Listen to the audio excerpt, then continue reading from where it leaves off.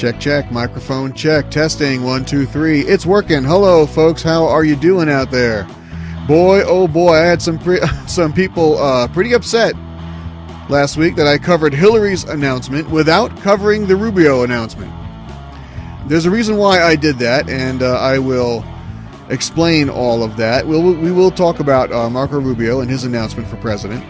The Islamic State has released a video, a new murderous video. We'll talk about that. Loretta Lynch was confirmed as the new Attorney General. We will talk about that. Hillary Clinton, this girl just can't stay out of trouble. It's getting worse and worse. This snowball is just getting bigger and bigger and bigger, and we will certainly look into that. We had a drone strike that happened back in January that Obama just got around to announcing and apologizing for. Apparently we had some civilians killed. We'll talk about that. And I don't know if you heard about what's going on with a play that was scripted off of the events in Ferguson. This is some funny stuff. We'll talk about this. There's so much stuff I want to get to. Earth Day, Obama and the New England Patriots, Eric Holder's outgoing speech. We got Iran trying to get weapons into Yemen. All of that, if we can get to it, we'll see how far we get right here, right now on this, The Ray Warner Show. I am your host, Ray Warner. Thank you so much for listening in today. If you have any questions for me, any comments, any concerns, if you have any feedback for the show, or maybe you just want to rant or vent, feel free. The email address is theraywarnershow@gmail.com.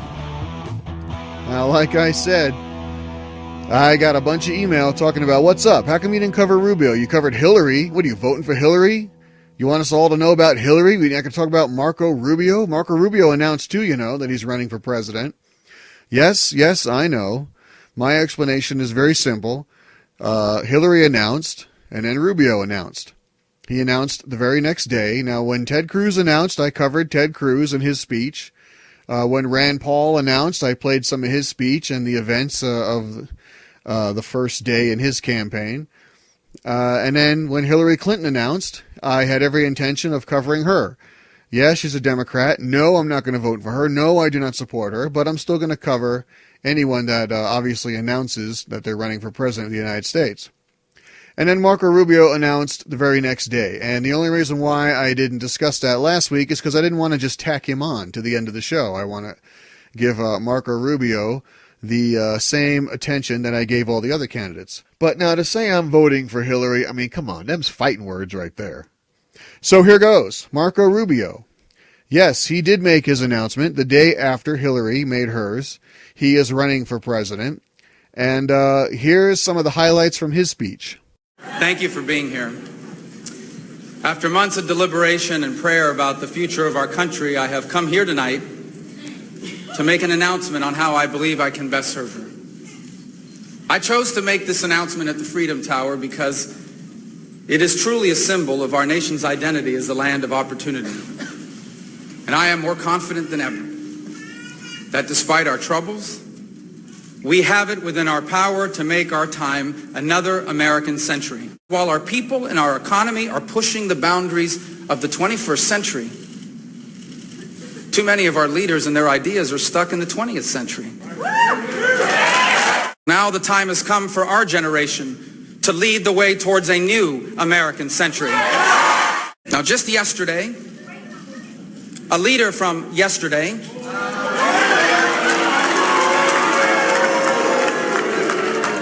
began a campaign for president by promising to take us back to yesterday.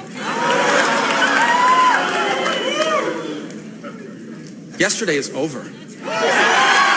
We Americans are proud of our history, but our country has always been about the future. And before us now is the opportunity to author the greatest chapter yet in the amazing story of America. But we can't do that by going back to the leaders and ideas of the past. We must change the decisions we are making by changing the people who are making them. That is why tonight, grounded by the lessons of our history, but inspired by the promise of our future, I announce my candidacy for President of the United States. So there you have it. Marco Rubio, his announcement speech, just the highlights. What I like about that speech is the fact that he took the fight directly to Hillary.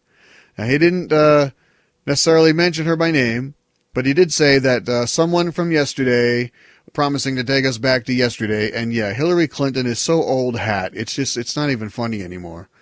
I do not understand what the big deal is. People just, they just get all excited about the Clintons. And I don't get it. I do not understand. Those of you that have listened to me, you've heard me say before, in another life, this woman is a Walmart greeter.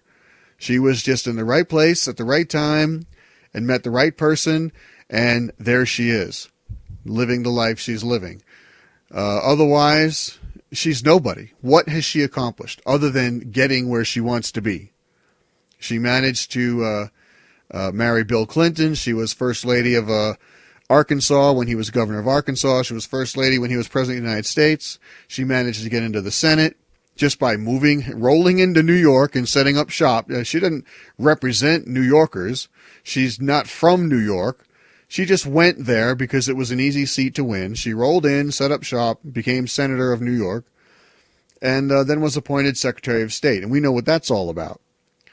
Barack Obama, the Obamas and the Clintons do not get along. And I'm sure that Obama appointed her Secretary of State under the theory, you keep your friends close and your enemies closer. So he appoints her Secretary of State. But this woman has not accomplished a thing. She is definitely from an era of yesterday. And we don't need any more of this. We don't need any more of yesterday. In fact, any liberal policy that she would implement, it has been tried, it has failed. Despite what she might say about trickle-down economics, we know that works. And I think Marco Rubio definitely created a stark contrast between his candidacy and her candidacy. She just happened to be the day before him, and he used that. He took the word yesterday and ran with it. And I like the fact that he took the fight directly to her. And then, of course, Ted Cruz, once again, welcomed the competition from Marco Rubio. Now, you Marco Rubio fans are going to be kind of upset with me because, Rubio is just not my guy. I will, if he's the candidate, I'll support him, of course, and I will vote for him above the Democrat. But he's not my guy in the primary. A couple years ago when he first showed up on the scene, he was conservative and he articulated conservatism very well. And I really liked him. I thought he could be someone that I would support. But since then, he's kind of shown that he's, in there with the establishment. He's in there with the rhinos. And I'm sorry, but it's rhino season in Washington. We have got to take these guys out. And we're going to talk more about that here in a little bit. But Marco Rubio is definitely someone that I can get behind should he be the candidate. I'll tell you what I do like. I do like a Marco Rubio as the VP pick. And that is what I hope happens. I hope we have a Cruz Rubio ticket. Or a Cruz Paul ticket. Or a Cruz Walker ticket. Are you seeing a pattern here? So anyway, I like Marco Rubio as VP. I think he'll bring in some of the Hispanic vote, but I cannot support the fact that he backed the amnesty and the Gang of Eight. He has kind of since walked that back, but his position has already been revealed. Now, I do like Rubio's platform. He talked about education reform. He talked about family before government.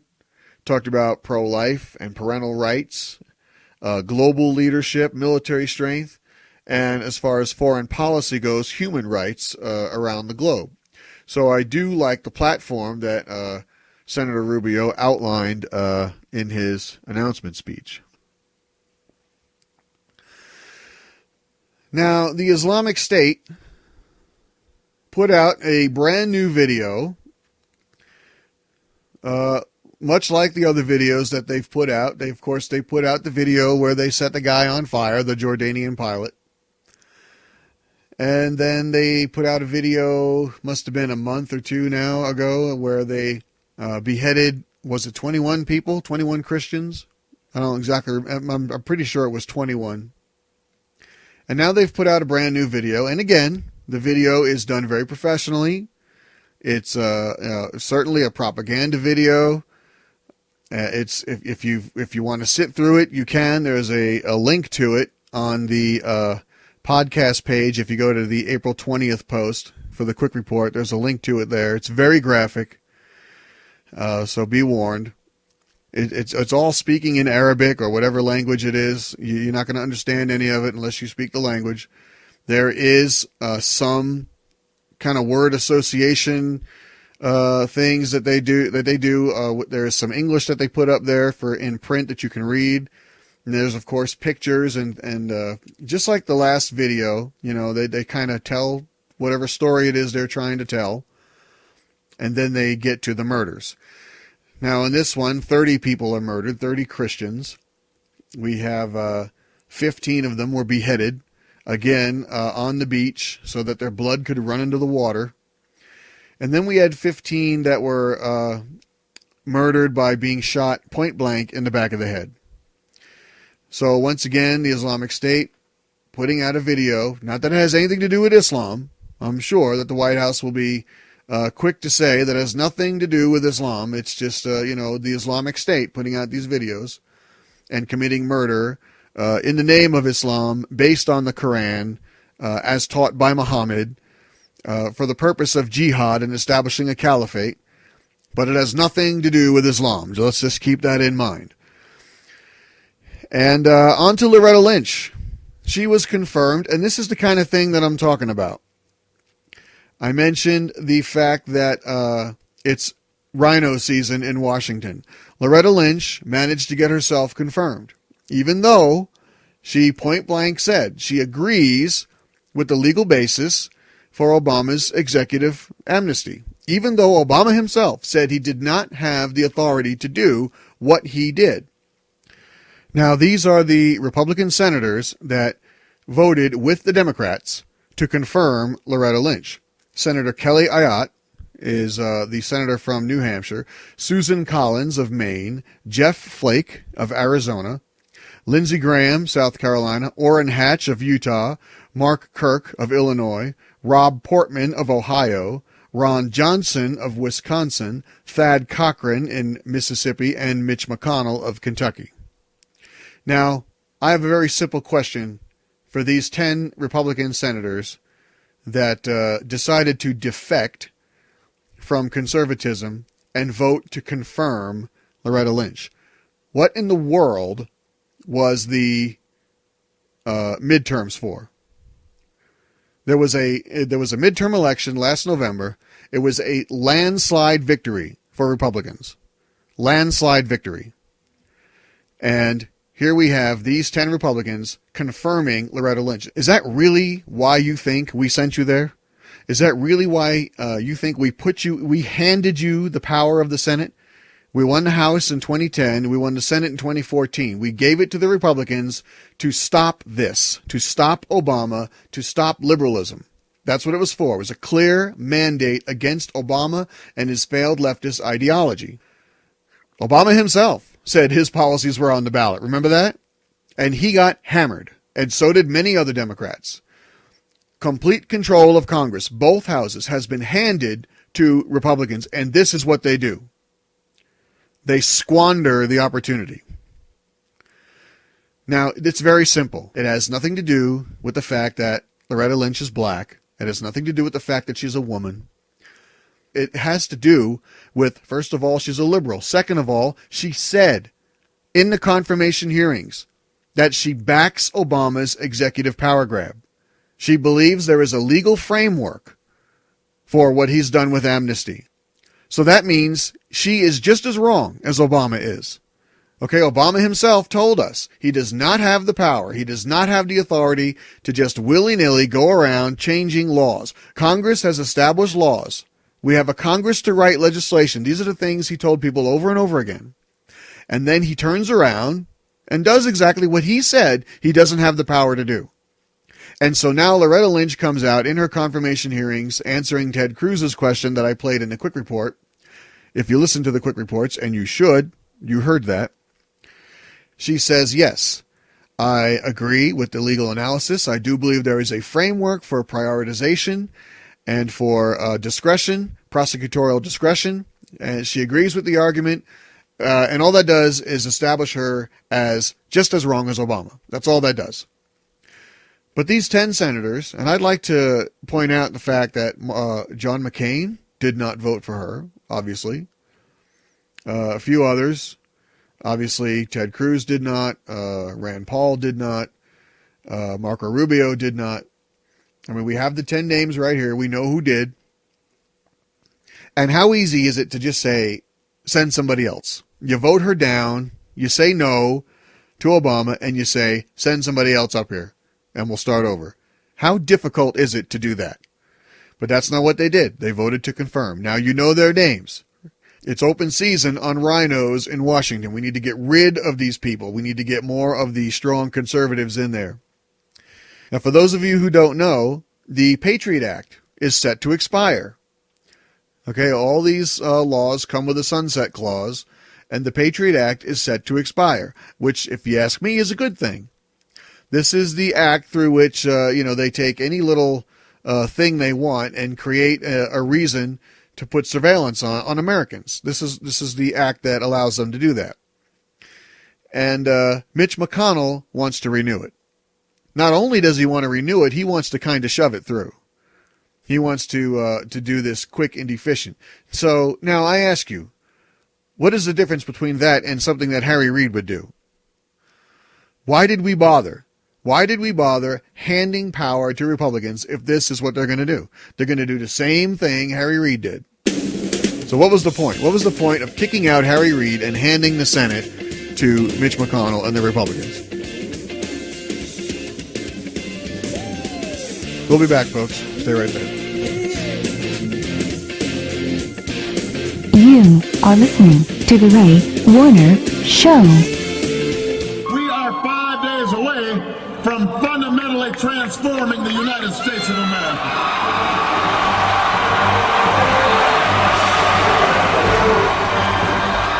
So this is how liberty dies, with thunderous applause.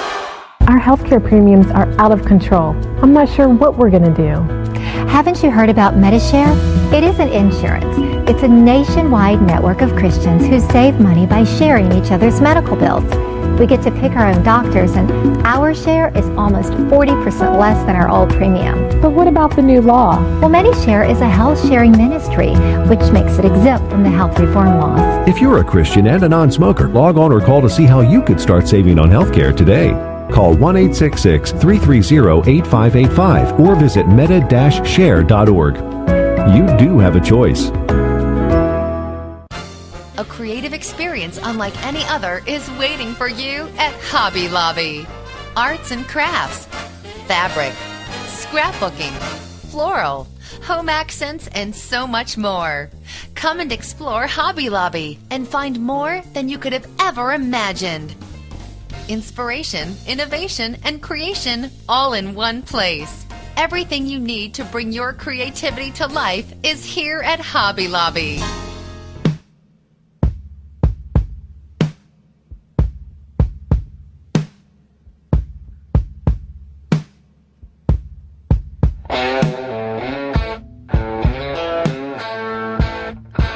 Welcome back, folks. Thank you so much for listening in. This is The Ray Warner Show, hosted by me, Ray Warner. If you want to email the show, if you have any comments for me, any questions, any concerns, any feedback, you just want to tell me to shut up, feel free. The email address is theraywarnershow@gmail.com.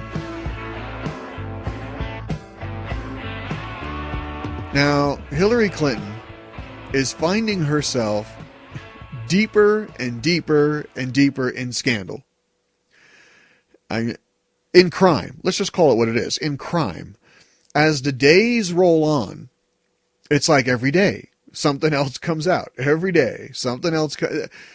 If this does not demonstrate incompetence, I don't know what does.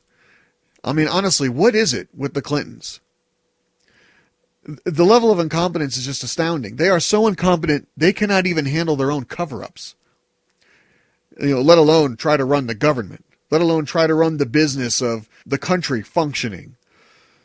I mean, the women that JFK had in that White House. And look at Bill Clinton. Every time he stuck his hand in the cookie jar, He got caught. And then he lied about it and was impeached for that.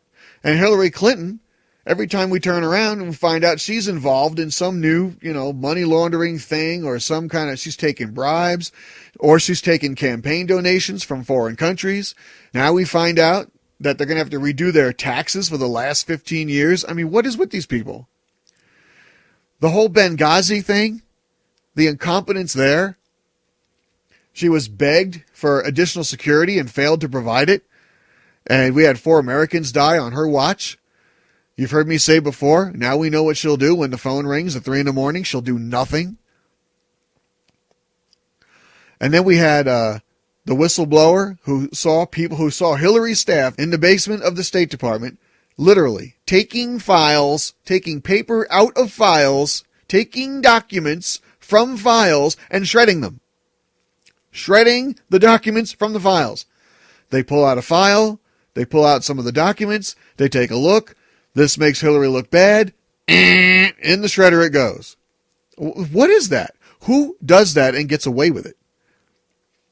And then we find out she's got a private email server. Boy, wouldn't we like to have these emails now? We find out that all this money was rolling in because everybody knew she was going to run for president. They're trying to buy that influence. We find out that uranium that belongs to the United States is now on its way to Russia because of this.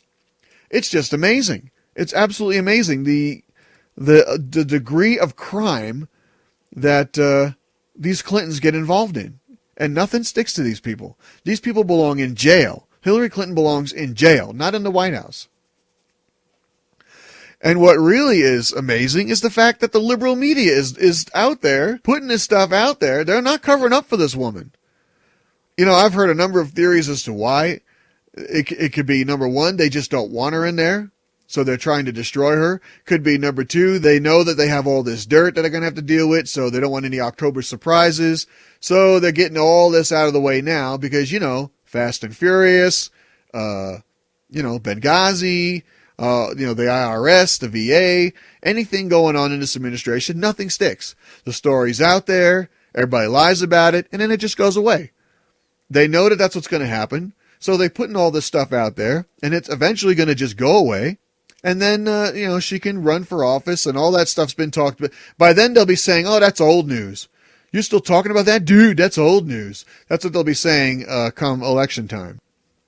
But you talk about the amount of scandal involved with the Clintons. It's absolutely incredible. And the fact that she can destroy evidence, have a private server, wipe the server clean, just, deem herself what is to be public and what is to remain private, and just delete it all. She's got this private server where she stands squarely in between it and any subpoena. And, this is the new thing now with these Democrats. It's just like Lois Lerner. I ain't talking to you. Goodbye. Plead the fifth and leave. Just, not answering your questions and just leave. And this is what Hillary does. She's subpoenaed. What does she do? Destroy the evidence and that's it. Gone. Goodbye. These people need to start getting arrested. That's what needs to happen. So Obama goes out there and tells us all about this drone strike where some civilians were killed. Let's listen to this. Based on information and intelligence we have obtained, we believe that a U.S. counterterrorism operation targeting an al-Qaeda compound in the Afghanistan-Pakistan border region accidentally killed Warren and Giovanni this past January. Yesterday I spoke with Warren's wife, Elaine, and Prime Minister Renzi of Italy. As a husband and as a father, I cannot begin to imagine the anguish that the Weinstein and Laporto families are enduring today. I realize that there are no words that can ever equal their loss. I know that there is nothing that I can ever say or do to ease their heartache. And today I simply want to say this. As President and as Commander-in-Chief, I take full responsibility for all our counterterrorism operations, including the one that inadvertently took the lives of Warren and Giovanni. I profoundly regret what happened. On behalf of the United States government, I offer our deepest apologies to the families. Now, the fact that there was some collateral damage or even friendly fire The fact that a drone strike in the process of fighting Islamic militants, a drone strike took out Americans or took out civilians. These things happen. And I'm not going to get all over Obama's case for something like that happening. I will, however, say this. The thing with Obama is, the drone strikes and the way that he does things. They got Osama bin Laden. What did they do? Put 2 bullets in his head, take some pictures, confirm the body. Yes, it's him. They got him on the Navy ship out there in the middle of the ocean. They wrap it up and they just dump the body in the ocean and it's gone. Goodbye. That's the Chicago way, nice and neat. If you're alive and they need to get rid of you, well, they just put cement shoes on you and in you go. If you're dead, they wrap you up. They put some weight on your body and in you go. That's the Chicago way. That's the mobster Chicago way of doing things. And this is what Obama does. You think he's going to have, some Khalid Sheikh Mohammed hanging around that they want to try to get intelligence off of? Now, we got actually very good intel from that guy, from waterboarding that guy.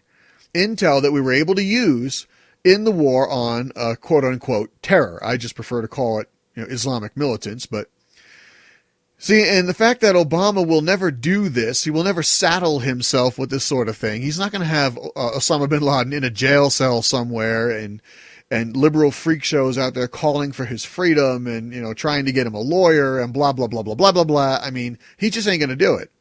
He's going to kill him, wrap up the body, and dump it in the ocean. Now, when you do stuff like this, when you just kill people and get rid of them, or you drone strike them and get rid of them, when you just get rid of people, then you have nothing. You have very little. You have no actionable intelligence. You can't question them. They're just gone. And for that reason, maybe that's why we did not know that we had civilians here. Now, the names of these people, Warren Weinstein and Giovanni Leporto. Giovanni Leporto was an Italian citizen, I believe. These are both, aid workers that were over there, and they were being held by Al-Qaeda, and they were just at the wrong place at the wrong time and found themselves in the middle of a drone strike and are collateral damage. Now, like I said, these things happen, and I'm not going to get on Obama's case for collateral damage or for friendly fire. These things happen. But I am going to get on his case for not allowing actionable intelligence to be taken from the people that we're fighting. I mean, we need to get intelligence off of these people. So that's my only beef with that whole thing. I know that for political reasons, he wants to do it the Chicago way, but intelligence is a good thing. Yes, it works. I don't care what they say about the whole, Dick Cheney and Bush's war criminals, all because we poured some water on this guy. Okay, whatever. No. Okay, it works. We get actionable intelligence. We can fight the war with Islamic militants and win. This is what happens when you can't gather intelligence on your targets. It's not that they're making mistakes. It's just that the information isn't the best it could be. We may have known that these people were there. And the other thing is, Obama is so bent on emptying Gitmo. He traded 5 of these top leading Taliban commanders for this one deserter, Bo Bergdahl. Why didn't he get these guys out? Why didn't he at least get the American out? We have another Marine in prison, Amir Hekmati. Why doesn't he get him out? How come we got Bergdahl, but we can't get any of these other guys out? He didn't fight for Tamarisi. He's not fighting for Hekmati. He didn't get these. He didn't get Weinstein or what was the other guy's name? Weinstein or Leporto. He didn't get them out. And I also want to know, why are we finding out about this drone strike now? This happened in January. Why are we learning about it now in April? I mean, did it take them this long to get all the facts together? I'm sure that's what they would say. But with this administration, nothing is by coincidence.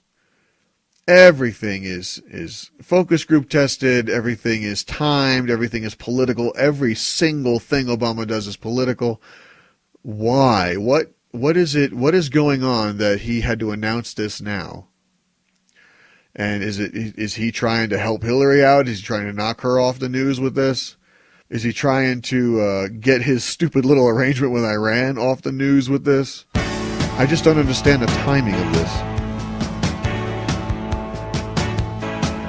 We'll be back, folks. Stay right there.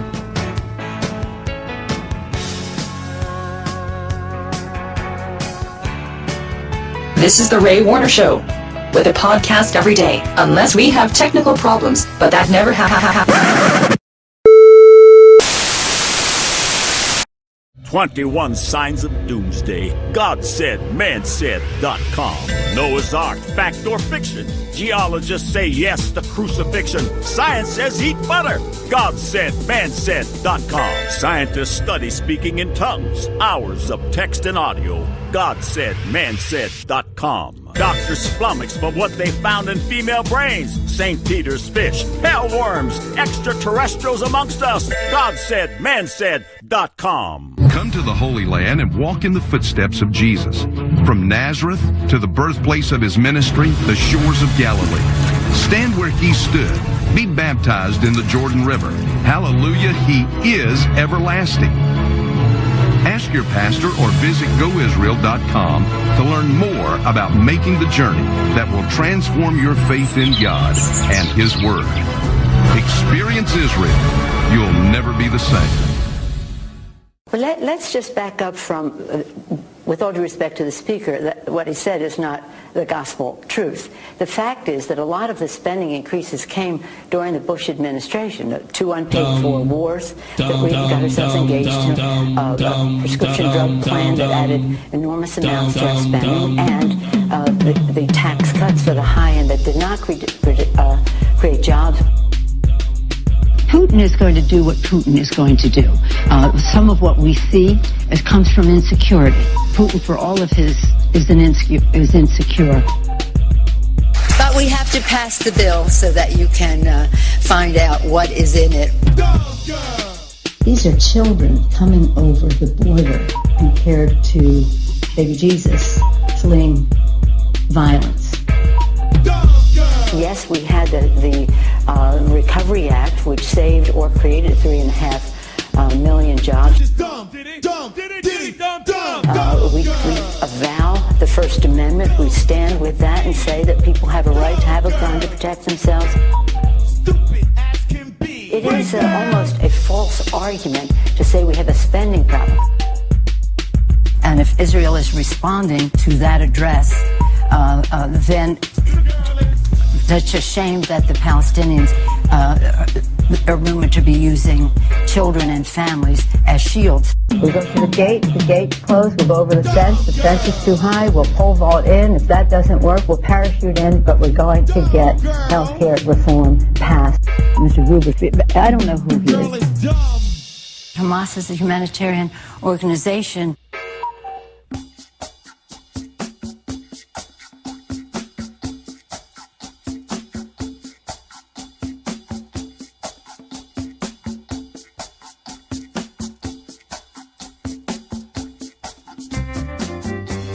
Welcome back, folks. Thank you so much for still listening to this, The Ray Warner Show. I am your host, Ray Warner. If you want to email the show, if you have any comments, any questions, any concerns, or any feedback, feel free. The email address is theraywarnershow@gmail.com. And while we're talking about the war against Islamic militants, did you know that Iran sent a ship toward Yemen? Everyone suspects there's weapons on board this ship. The U.S. government sends some vessels nearby, and the ships are going that way, kind of hanging out, and then it's turned around. It's headed back to Iran now. Interesting, huh? Now, I have to do this story because this is really incredible. This is actually pretty funny. There was a playwright wrote a play that has to do with the events that took place in Ferguson, where decorated officer Darren Wilson shot thug, convenience store strong-arm robbery suspect Michael Brown. And anyway, this is an article from Breitbart about this play and what went on with this play. Ferguson play cast members quit after learning truth about Michael Brown's shooting. 5 cast members of the upcoming Ferguson stage play abruptly quit this week after reading the play's script, which recreates the shooting death of teenager Michael Brown by police officer Darren Wilson using testimony taken from the grand jury proceedings in the case. According to the Los Angeles Times, the cast members quit the production after learning the true circumstances surrounding Brown's death. Playwright and producer Phelim McAleer told Breitbart News that the script is based strictly on grand jury testimony with nothing added, no dialogue, no characters. He claims that he wrote this to try to get to the truth of it, but everybody's truth is totally subjective, former cast member Verilyn Jones told the Times. When you come to the matter of what really happened, nobody really knows for sure because everybody has a different take on it. It just didn't feel right to me. A self-described very liberal, left-wing leaning cast member, Philip Kasnoff, told the Times that when he learned about McAleer's conservative background, he thought, whoa, this is not the place for me to be. It felt like the purpose of the piece was to show, of course he was not indicted. Here's why, Kasnoff added. McAleer has repeatedly stated that his play is based on a genre of drama called verbatim theater, in which events depicted on stage are a recreation of exact witness testimony and interviews. The truth is the truth. If it doesn't fit in with their beliefs, they need to change their beliefs, McAleer told the Times. All the people who testified that he had his hands up, it was pretty much demolished in the grand jury testimony. McAleer reportedly rejected cast members' suggestions to balance out the play with information sympathetic to Brown, leading to their decision to quit. However, one actress, Donzalee Abernathy, said she would wait to meet McAleer Thursday night before making a decision on whether to continue with the production. I want to hear what he has to say face-to-face, Abernathy told the Times. I actually want to know, on a moral level, how can you do something like this that you know will divide America? Does it make you feel good? Obviously, he has a personal agenda. What is his personal agenda? These are people who claim to love diversity, and they don't love diversity, McAleer countered. They just want people to agree with them. Ferguson, directed by veteran theater director Nick DeGruccio, is set to open at Los Angeles' Odyssey Theater on Sunday, April 26th with a 4-night run. McAleer, the producer of Frack Nation and the upcoming Gosnell film, has turned to crowdfunding platform Indiegogo to sell tickets for the production. So these people, these actors that are going to be in this play, they start reading the script, and they're like, wait a minute, what about the hands up, don't shoot? What about all that? And this guy is trying to make a play. He said, he called it, what did he call it? Verbatim theater, which means it is exactly as it happened. Word for word, nothing added. No characters added, no dialogue added, no scenes added. It's supposed to be verbatim as per the eyewitness testimony. So that's how he scripted the play of the events that took place in Ferguson. And these people are like, well, I ain't being a part of this. And they quit. First, they tried to force the producer to make some changes to make the play, show Brown in a better light. But how can you do that? This guy strong-arm robbed a convenience store. He was stealing cigarillos. And you know what the kids do with these things? They cut them open, they cut these cigars open, they take the tobacco out, and they put their marijuana in it. And they smoke these things. Michael Brown had marijuana in his system when he attacked the police officer. He attacked the police officer. He punched him and tried to grab his gun. This is what happened. And then he charged at the cop. These guys hear the truth. These actors that are supposed to be in this play, they read the script, they hear the truth, and they don't want any part of it. You talk about ridiculous. Some people, I just don't understand. I don't understand how you can look at facts, black and white facts, and if it doesn't line up with your opinion, the facts are supposed to change. The facts are supposed to line up with what you think. How did we come to this in our society? How did this happen? What happened in this case is a cop shot a robber. That's what happened. All he wanted him to do was get out of the street, but instead he attacked the cop. Why? Because he knew he just committed a felony. That's why. He attacked the cop, he charged the cop, and he got himself killed. It's his own fault. That's the truth. Now, I've got a couple of other sound bites here. I don't know if I'm going to get to all these. There's one that I definitely got to play because it's just so... just listen to this. What it is the New England Patriots won the Super Bowl. So they go and meet with President Obama. And at some point in the event, Obama says this. I usually tell a bunch of jokes at these events. But with the Patriots in town, I was worried that 11 out of 12 of them would fall flat. Boy, is he a funny guy or what? What is that supposed to, what is that a joke? Was he trying to be funny with that? What does that mean? Is he talking about the players on the field falling down or not? What is that? Is this? I don't even know what to say to that. I don't even know what to say. It is just so bizarre. One of the players commented they thought he was drunk. Maybe he was. It sure sounds like it. That doesn't sound like Obama's, his normal chipper humor. Maybe they want a moat. And maybe they want alligators in the moat. I mean, that's Obama's usual humor, picking on Republicans. I don't get this. I don't understand what he thought was so funny about that. What? The footballs? Oh, the football's underinflated. Oh, that must be what he's talking about. Well, still not very funny.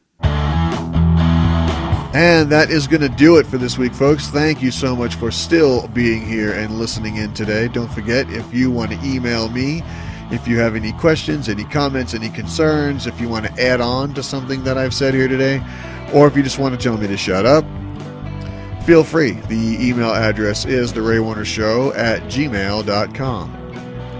Make sure you go and check out the opinion page at theraywarnershow.com. There's some good stuff there.